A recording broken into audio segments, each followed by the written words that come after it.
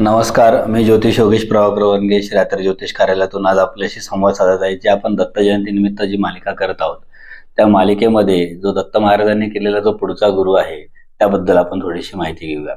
त्यांनी जो पुढचा गुरु केला आहे तो आहे भुंगा. भुंग्यामधनं त्यांनी काय शिकलं की भुंगा हा विषयासक्ती ह्या गुणधर्माबद्दल त्यांनी त्याच्याकडनं ज्ञान घेतलं. तर भुंग्याचं काम काय असतं की तो सूर्यफुलावर इकडे तिकडे फिरत असतो. सूर्यास्तानंतर ज्या सूर्यफुलाच्या ज्या पाकळ्या मिटतात तसा तो सूर्यफुलाच्या पोटामध्ये अडकून जातो. तसाच मनुष्य हा देखील विषयासक्त होऊन त्या विषयाच्या आधीनं जाऊन म्हणजे स्त्री सुखाच्या किंवा कुठल्याही आसक्तीने तो त्या इतक्या गुंतला जातो आणि त्या गुंतल्या गेल्यानंतर त्याला ते बाहेर पडणं मुश्किल होतं आणि तो एका बंधनात अडकतो.